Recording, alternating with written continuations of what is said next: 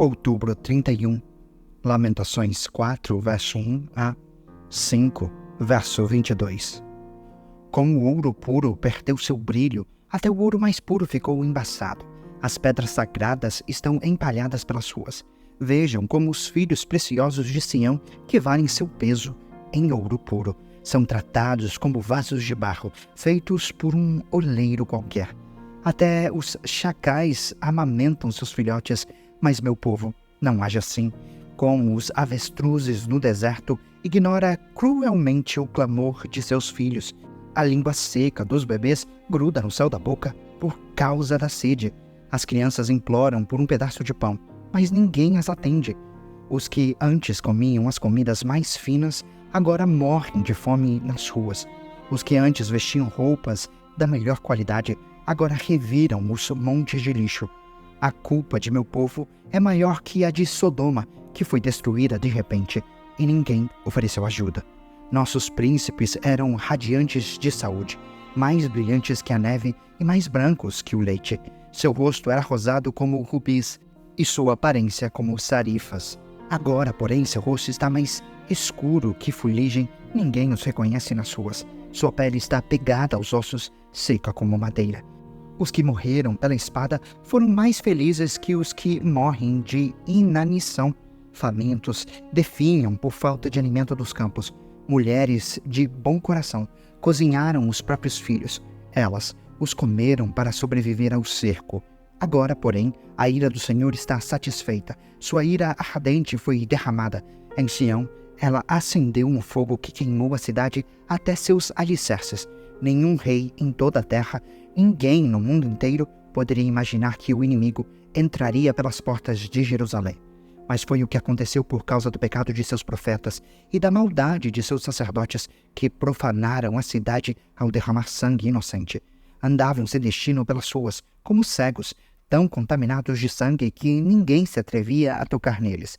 Afastem-se, gritavam para eles. Estão contaminados, não toquem em nós. Fugiram para terras distantes e andaram sem rumo entre as nações, mas nenhum permitiu que ficassem. O Senhor, em sua ira, os espalhou e deixou de ajudá-los. Ninguém mais respeita os sacerdotes nem honra os líderes. Esperamos em vão que nossos aliados viessem nos socorrer. Buscamos a ajuda de nações incapazes de nos livrar. Não podíamos sair às ruas, pois nossos passos eram vigiados. Nosso fim se aproximava, nossos dias estavam contados, estávamos condenados. Nossos inimigos eram mais rápidos que as águias no céu. Fugimos para as montanhas, mas eles nos perseguiram. No deserto nos escondemos, mas eles estavam ali, esperando por nós. Nosso rei, o ungido do Senhor, a vida de nossa nação foi capturada nos laços deles. E nós pensávamos que sua sombra nos protegeria de qualquer nação da terra. Ó povo de Edom, você se alegra e exulta na terra de Uz? Mas você também beberá do cálice da ira do Senhor, também ficará embriagado e será despido. Ó bela Sião, o castigo de sua maldade chegará ao fim, logo voltará do exílio. Mas para você, Edom, o castigo está só começando. Logo seus muitos pecados serão expostos. Lembra-te, Senhor, do que aconteceu conosco e vê como fomos humilhados. Nossa herança foi entregue a estranhos e nossas casas a estrangeiros. Somos órfãos e já não temos pai. E nossa mãe ficou viúva. Temos de pagar pela água que bebemos e até a lenha nos custa caro.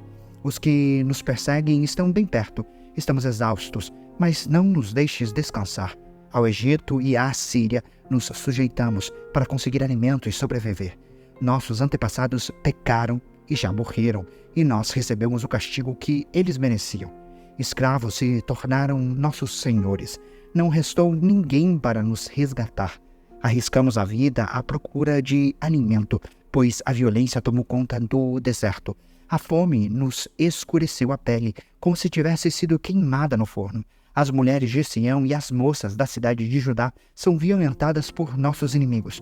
Os príncipes são pendurados pelas mãos, os idosos são tratados com desprezo, os rapazes são levados para trabalhar nos moinhos, os meninos cambaleiam sob os pesados fardos de lenha. As autoridades não se sentam mais à porta das cidades, os rapazes não tocam mais música. A alegria desapareceu de nosso coração. Nossas danças se transformaram em pranto. A coroa caiu de nossa cabeça. Que aflição por causa de nosso pecado. Nosso coração desfalece. Nossos olhos se embaçaram de lágrimas, pois o monte Sião está desolado. Tornou-se morada de chacais. Mas tu, Senhor, reinas eternamente. Teu trono permanece de geração em geração. Porque continuas a te esquecer de nós? Porque nos abandonaste por tanto tempo? Restaura-nos, Senhor, e faze-nos voltar para ti. Devolve-nos a alegria que tínhamos antes. Ou será que nos rejeitaste completamente? Ainda está irado conosco? Hebreus 2, versos 1 a 18. Portanto, precisamos prestar muita atenção às verdades que temos ouvido, para não nos desviarmos delas, pois a mensagem que foi transmitida por meio de anjos permaneceu firme, e toda transgressão e desobediência recebeu o castigo merecido, o que nos faz pensar que escaparemos se negligenciarmos esta grande salvação, anunciada primeiramente pelo Senhor e depois transmitida a nós por aqueles que o ouviram falar.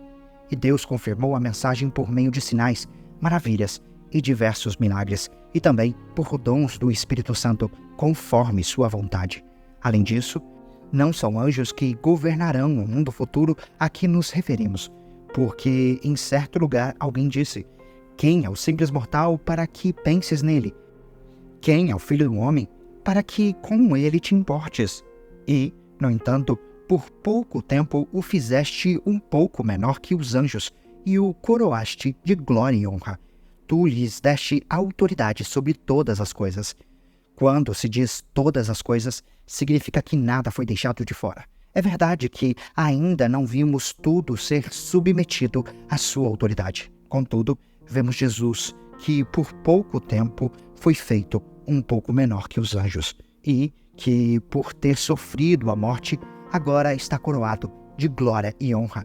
Sim, pela graça de Deus, Jesus experimentou a morte por todos. Deus, para quem e por meio de quem todas as coisas foram criadas, escolheu levar muitos filhos à glória, e era apropriado que, por meio do sofrimento de Jesus, ele o tornasse o líder perfeito para conduzi-los à salvação. Assim, tanto o que santifica como os que são santificados procedem de um só. Por isso Jesus não se envergonha de chamá-los irmãos, quando diz: proclamarei teu nome a meus irmãos, no meio de teu povo reunido te louvarei. E também afirmou: porém minha confiança nele, isto é, eu e os filhos que Deus me deu. Visto, portanto, que os filhos são seres humanos feitos de carne e sangue, o filho também se tornou carne e sangue, pois somente assim ele poderia morrer, e somente ao morrer destruiria o diabo, que tinha o poder da morte. Só dessa maneira ele libertaria aqueles que durante toda a vida estiveram escravizados pelo medo da morte. Também sabemos que o Filho não veio para ajudar os anjos, mas sim os descendentes de Abraão. Portanto, era necessário que ele se tornasse semelhante a seus irmãos em todos os aspectos, de modo que pudesse ser nosso misericordioso e fiel sumo sacerdote diante de Deus e realizar o sacrifício que remove os pecados do povo, uma vez que ele próprio passou por sofrimento e tentação. É capaz de ajudar aqueles que são tentados. Salmo 103, versos 1 a 22.